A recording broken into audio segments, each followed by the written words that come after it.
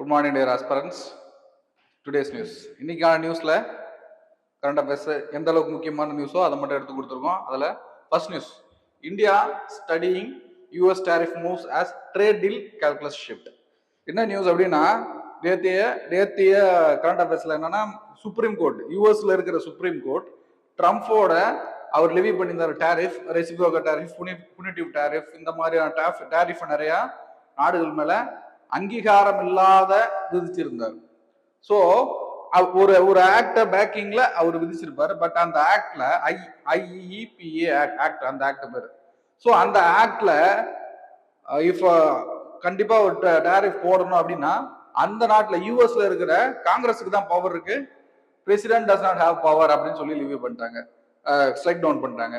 அடுத்து ட்ரம்ப் எடுத்த ஸ்டெப் என்னன்னா, வேற ஒரு ஆக்ட், அனதர் ஆக்ட், இதே மாதிரி இன்டர்நேஷனல் எக்கனாமிக் சிச்சுவேஷன்ல பிரசிடென்ட் ஹாஸ் த பவர் அப்படின்னு சொல்லிட்டு ஒரு ஆக்ட், அந்த ப்ரொவிஷன்ஸ்ல இருக்கிற ஒரு ஆக்ட்ல மறுபடி 10 to 15% டேரிஃப் லே பண்றாரு. ஸோ அப்ப tariff living on outside goods by US வந்து ப்ரிடிக்ட் பண்ணவே முடியல. ஸோ நமக்கு மேஜரான எக்ஸ்போர்ட் பார்ட்னர் யூஎஸ் தான்.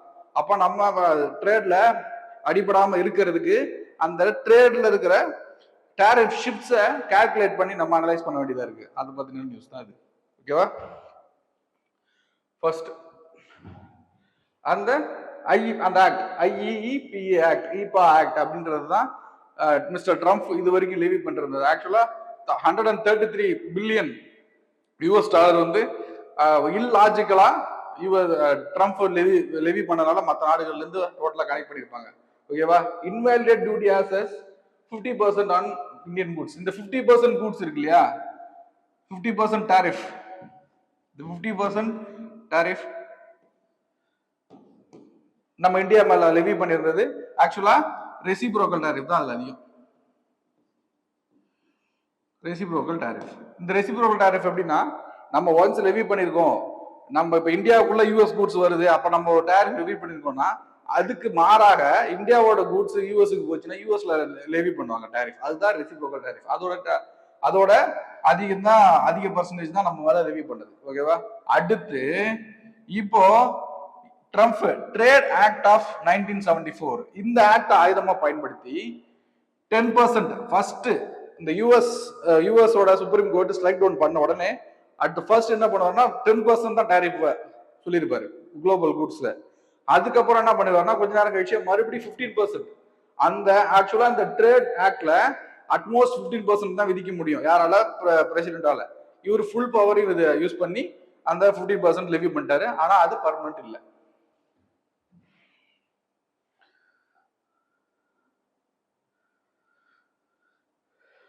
இந்தியாவோட அபிஷியல் ஸ்டேட் என்னன்னா, commerce ministry noted the ruling and studying all developments for this implications, even as the delegation prepared to finalize the interim trade. So trade முடிய போற ட்ரேட final பண்ற இடத்துல கூட நம்ம ரெடியா தான். இந்த இப்போ இன்டரிம் டீல் அப்படின்னு சொல்லி நம்மளும் யூஎஸும் ஃபைல் பண்றோம். அந்த ஃபைல் பண்ணக்குள்ள இந்த மேக்சிமம் அந்த ரெசிப்ரோக்கல் டாரிஃப்ல ரெடியூஸ் பண்றதுக்காக தான் மெயினா பிளான் செஞ்சுட்டு இருந்தோம். ஸோ இப்போ இந்த நேரத்தில் இந்த சிக்கல், ஸோ இந்த சிக்கல் இல்லாம we can able to achieve the trade deal with the US அப்படின்ற ஸ்டேட்மென்ட் தான் ரிலீஸ் பண்ணிருக்காங்க. இப்போ இந்த இடத்துல ஒரு டெக்னிக்கல் டேர்ம் ஒன்று இருக்கு, இந்த டி மினஸ் அப்படிங்கிறது. டி மினிமிஸ் அப்படின்னா என்ன அப்படின்னா, இப்போ இந்தியால இருந்து யூஎஸ்க்கு ஒரு குறிப்பிட்ட ஒரு ஸ்மால் அமௌண்ட் ஆஃப் குட்ஸ் $800 இந்த மதிப்புலான ஒரு கூட்ஸ் அங்க சப்ளை ஆயிடுச்சுன்னா, இவ்வளவு லோயர் குவான்டிட்டியில ஒரு கூட்ஸ் போதுன்னா அதுக்கு டேரிஃப் விதிக்க தேவையில்லை அப்படின்னு சொன்னதுதான் இந்த டி மினிமஸ். ஓகேவா? இதுல அதிகப்படியா பயனடைஞ்சது யாருன்னா நம்ம இந்தியாவில் இருக்கிற எம்எஸ்எம்எஸ் எக்ஸ்போர்ட் அளவுக்கு நல்ல ஸ்கில் ஃபீல்டு ஒரு கூட்ஸ் எக்ஸ்போர்ட் பண்றதுக்கு சின்ன வேல்யூல இருந்துச்சுன்னா அதை எக்ஸ்போர்ட் பண்ணிட்டு இருந்தாங்க. வித்தவுட் டேரிஃப் இருக்கிறதுனால நல்ல லாபம் பார்த்துட்டு இருந்தாங்க. ஆனா ட்ரம்ப் வந்து என்ன பண்ணாருன்னா இந்த டி மினிமிஸ் அப்படிங்கிற அந்த போர்ஷனை டெலீட் பண்ணிட்டாரு. அப்ப ஆக்சுவலா என்ன ஆச்சு, இந்த $800 அளவுக்கு கம்மியா இருக்கிற வேல்யூ கம்மியா இருக்கிற கூட்ஸுக்கு கூட டாரிஃப் லெவி பண்ணிட்டு இருந்தாங்க. இது அதிகப்படியா பாதிப்பு யார் யாருன்னா இந்தியாவுக்கும் சைனாவுக்கும் அதிகப்படியாகவும் பாதிப்பு. ஸோ டி மினிமஸ் $800 கம்மியா, அதுக்கு கம்மியா இருந்தா அதுக்குள்ள லெவி பண்ணக்கூடாதுங்கிறது ஆக்சுவல் ரூல்ஸ். ஸோ நம்ம இந்தியா யூஎஸோட ட்ரேட் பத்தி நிறைய பார்த்ததுனால இப்போ டாரிஃப்ஸ் பத்தி பார்க்கலாம். அதிகப்படியான டாரிஃப்ஸ் பத்தி பார்க்கலாம். First ad valorem tariffs. Percentage of goods value. இப்போ 10 rupees இருக்கு, அப்படி ஒரு 100 rupees இருக்கு ஒரு பொருள்னா இவ்வளவு ருபீஸ் இருக்கோ அதுக்கேற்ற மாதிரி ஒரு டாரிஃப் போடுறது தான் இந்த ஆட் வேலோரம். இப்போ இது 100னா 1000 ஏத்துச்சுன்னா அந்த 1000ல 10%, ஆனா 10,000ல 10%, அப்படி போறதா ஆட் வேலோரம். ஸ்பெசிபிக் டாரிஃப்ங்கிறது ஒரு யூனிட்டுக்கு, ஒரு யூனிட் 10 rupeesனா அந்த 10 rupeesக்கு இவ்வளோ, அடுத்த 10 rupeesக்கு இவ்வளோ. அப்போ இந்த மாதிரி டாரிஃப் வச்சு அது ஸ்பெசிபிக் டாரிஃப். காம்பவுண்ட் டாரிஃப் அப்படின்னா ஆட் வேலோரம் பிளஸ் ஸ்பெசிபிக் ரெண்டுத்தையும் கம்பைன் பண்ணதா இருக்கும். போத் வேல்யூ பர்சன்டேஜாவும் இருக்கும், யூனிட் பர்சன்டேஜாவும் இருக்கும்.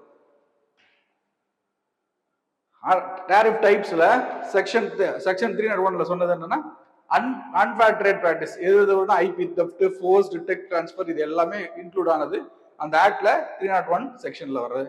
232 செக்ஷன் நேஷனல் செக்யூரிட்டியை பொறுத்து வர்ற டீடைல்ஸ் இருக்கிறது. 201 வந்து சேஃப் கார்டு மெஷர்ஸ்ல இருக்கிறது. ஓகேவா, இது எல்லாம் கம்பைன் பண்ணதான் இந்த tariff acts.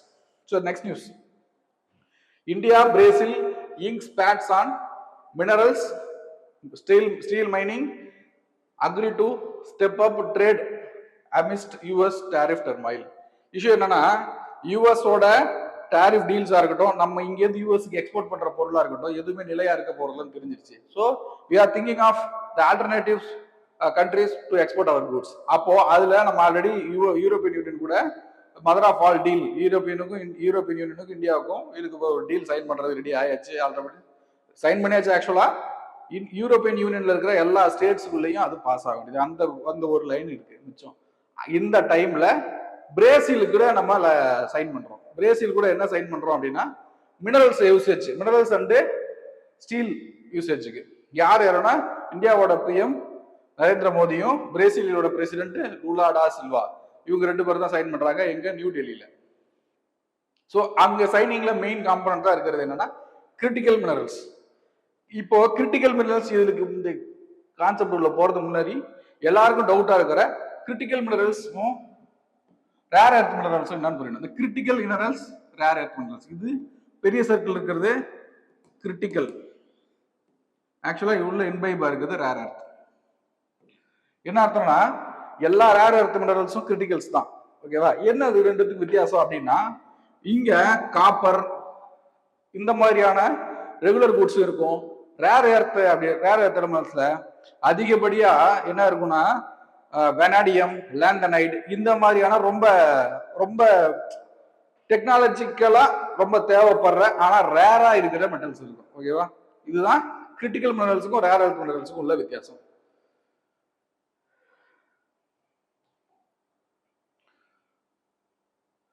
So rare earth minerals வந்து எந்த இப்போ பீரியாடிக்கல் டேபிள் இருக்கு இல்லையா, எலமெண்டல் டேபிள்ல 15th குரூப்ல இருக்கிற எல்லா எலமெண்ட்ஸும் பாத்தீங்கன்னா லேந்தனைட் சொல்லுவாங்க. அது இல்லாம ஸ்காண்டியம் அண்ட் எட்ரியம், இது எல்லாத்தையும் சேர்த்து இந்த 17 எலமெண்ட்ஸ் தான் ரேர் எர்த் எலமெண்ட்ஸ். ஓகேவா, இந்தியாவில் அதிகமா இருக்கிற முதல்ல இந்த ரேர் எர்த் எலமெண்ட்ஸ் அப்படிங்கிறது எப்படி புரிஞ்சுக்கணும் அப்படின்னா இந்தியாவில் அந்த ரேர் எர்த் எலமெண்ட்ஸுக்கு இப்போ ஒரு 10 ஸ்கொயர் கிலோமீட்டர்ஸ்னா இந்த 10 ஸ்கொயர் கிலோமீட்டர்ஸ் ஏரியாவில் ஒரு 1 kgக்கு தான் அந்த மினரல் இருக்கும். அந்த 1 kg மினரல் ஸ்ப்ரெட் ஆகிருக்கும். ஸோ அதுல கரெக்டா எக்ஸ்ட்ராக்ட் பண்ணி எடுக்க முடியாது. அந்த இஷ்யூ தான் இந்தியாவை பொறுத்த மட்டும். அப்படி இந்தியாவில் எங்கெங்க இருக்குன்னா கேரளால சவரா, தமிழ்நாடுல மணவளங்குறிச்சி, ஒடிஷாவில் சத்திரப்பூர், ஆந்திர பிரதேஷ், ஜார்க்கண்ட், இந்த ஏரியாவிலாம் நம்மள்ட்ட ரேர் எர்த் எலமெண்ட் இருக்கு. பட் ஆனால் நமக்கு எக்ஸ்ட்ராக்ட் பண்ண தெரியல, டெக்னாலஜி இன்னும் இல்லை. அதுக்காக தான் மேல மேல நம்ம வந்து சைன் பண்ணிட்டு இருக்கோம். கிரிட்டிக்கல் மினரல்ஸ் நேஷனல் செக்யூரிட்டிக்கு என்னெல்லாம் தேவைப்படுதோ, லித்தியம், கோபால்ட், நிக்கல், கிராஃபைட், இதெல்லாம் வந்து ரொம்ப முக்கியம். எது நேஷனல் செக்யூரிட்டிக்கு, இந்த பாம் இந்த மாதிரி விஷயத்துக்கெல்லாம் அதிகமாக யூஸ் பண்ண போறது இதெல்லாம். ஓகேவா, அதெல்லாம் கிரிட்டிக்கல் மினரல்ஸ். ஸோ ஏன் அந்த பார்ட்னர்ஷிப் யார் நமக்கும் பிரேசிலுக்கும் பார்த்தீங்கன்னா இப்போ இந்த கிரிட்டிக்கல் மினரல்ஸா இருந்தாலும் ரேர் எர்த் மினரல்ஸா இருந்தாலும் சைனாவோட டாமினன்ஸ் அந்த சப்ளை செயின்ல எப்பயுமே இருக்கு. அந்த சைனா டாய்வான் அப்படிங்கிற ஒரு சின்ன ஐலாண்டை ஒரு இண்டிபெண்டே கொடுக்காம ஒரு ரூல் பண்ணிட்டு இருக்காங்க. என்னன்னா அந்த டைவான் தான் அதிகப்படியான சோர்ஸ் எதுக்கு அப்படின்னா ரேர் எர்த் மினரல்ஸுக்கு. ஸோ இப்படி மோனோபோலி இந்த ரேர் எர்த் எலிமெண்ட்ஸுக்கு மோனோபோலியா இருக்க போறது சைனா. அந்த மாதிரி சுச்சுவேஷன் வந்து நிக்குது. அப்போ சைனா இல்லாத வேற சோர்ஸ் நம்ம தேடணும். அப்ப நம்ம ரிசோர்ஸை யூஸ் பண்றதுக்கு டெக்னாலஜி, இதுக்காக போட்ட பேக்ட் தான் India and Brazil pact. Next new Kashmir wheat varieties to solve crop cycle issue. News என்ன அப்படின்னா, ஆக்சுவலா எப்பயுமே அக்டோபர் இந்த டைம்ல வீட் கிராப் விதைப்பாங்க. மே ஜூன் இந்த டைம்ல அந்த கிராப்பை அறுவடை செய்வாங்க. ஸோ இந்த டோட்டல் கேப்ல ஏதோ ஒரு பிரச்சனைனால இந்த மே ஜூனுங்கிறது ஜூலை ஆயிடுச்சுன்னா அடுத்த போகம் விளைய வேண்டிய பேடி என்ன ஆகும்? கொஞ்சம் டேட் தள்ளி விதைச்சா இந்த பேடியோட மாசல் கிடைக்காது. ஸோ அவுட்கம் கிடைக்காது. இதனால என்ன இஷ்யூ ஆயிடுச்சு அப்படின்னா, இந்த லாங் டியூரேஷனுக்கு கிராப்பை வந்து வச்சிருக்க முடியல. லாங் டியூரேஷனுக்கு இப்போ என்ன பண்றாங்கன்னா, சில டெக்னிக்ஸ் மூலமா இந்த வீட்டோட கிராப் டியூரேஷனை கம்மி பண்ற மாதிரி 2 டைப் ஆஃப் வீட் கண்டுபிடிச்சிருக்காங்க. ஒன்னு ஷலிமார் வீட் 3, இன்னொன்னு ஷலிமார் வீட் 4. இந்த 2 வெரைட்டிஸ் ஆஃப் வீட்ஸையும் கண்டுபிடிச்சிருக்காங்க. ஓகேவா? இதான் நியூஸ். வீட் ஒரு ராபி கிராப் மே ஜூன்ல விளைப்பாங்க. ஓல்டு வெரைட்டிஸ் ஜூன் ஜூலைக்குள்ள அறுவை முடியல அப்படின்னா இஷ்யூ யாருக்கு? ஃபார்மர்ஸுக்கு. ஸோ கண்டுபிடிச்ச வெரைட்டிஸ் பேரு சலிமார் SW4 and SW3.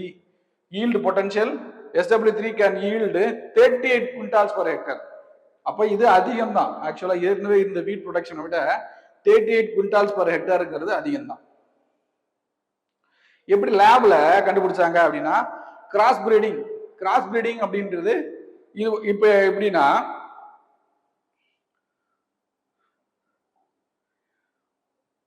ஒரு அனிமல் இருக்கு. இந்த அனிமல் வந்து ஹெல்த்ல ரொம்ப ஸ்ட்ராங்கா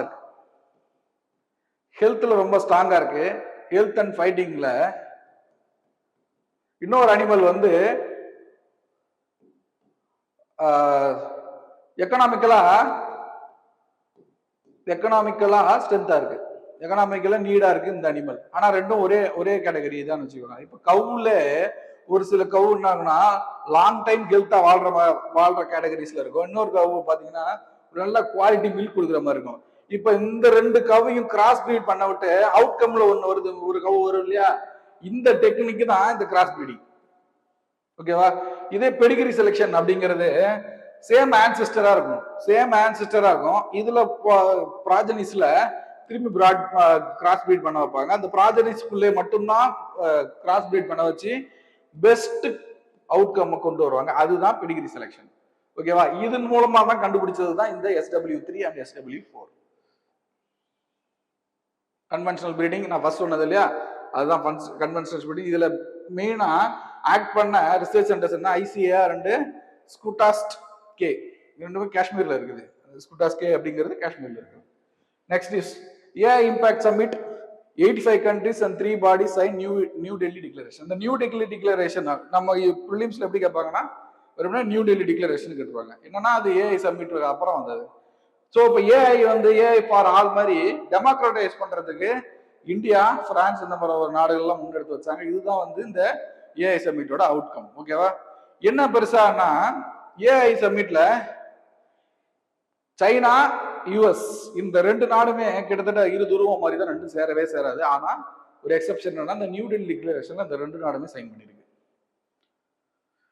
guidelines welfare and happiness for all. இந்த AI எல்லாருக்கும் போய் சேரணும் அப்படிங்கிறது தான் ஃபர்ஸ்ட் தாட்டா இந்த AI டிக்ளரேஷன்ல, அதாவது டெல்லி டிக்ளரேஷன்ல சைன் பண்ணப்பட்டது. Democratic diffusion, global impact, voluntary innovative to showcase AI use cases for governments with emphasis the workforce development and reskilling and education. இனிமே வரப்போற கவர்மெண்ட் ப்ராசஸ் எதுவா இருக்கட்டும் எல்லாமே வந்து AI மூலமா தான் இருக்கும். Next news. 8% of voters removed from poll rolls after SIR in 9 states. So இப்போ SIR எலக்டோரல் ரோல் அப்டேஷன் நடந்துட்டே இருக்கு. கடைசி கட்டமா 9 ஸ்டேட்ல 8% ஆஃப் voters வந்து ரிமூவ் ஆயிருக்காங்க. நம்ம ஆல்ரெடி SIR பத்தியும் SIR அப்டேஷன், எலக்டோரல் ஹைரார்கி எல்லாமே பார்த்ததுனால இப்ப இருக்கிற அப்டேட் நியூஸ் மட்டும் கொடுக்குறேன். Pending states. இதுக்கப்புறம் பேலன்ஸ் இருக்கிற பெண்டிங் ஸ்டேட்ஸ் வெஸ்ட் பெங்கால், உத்தரப்பிரதேஷ், தமிழ்நாடு. இது ஆக்சுவலா ப்ராசஸ் முடிஞ்சிருச்சு. இந்த ப்ராசஸ் அதாவது வீட்டுக்கு வீடு போய் பிஎல்ஓ ஆஃபீஸர் கேட்குற அந்த ப்ராசஸ்லாம் முடிஞ்சிருச்சு. முடிஞ்ச பிறகு ஃபைனல் லிஸ்ட் ஜுடிஷியல் அப்பீலுக்கெல்லாம் கிராஸ் பண்ணி வர்றது தான் அந்த ஃபைனல். அந்த ஃபைனல் ஸ்டேஜ்ல இருக்கு.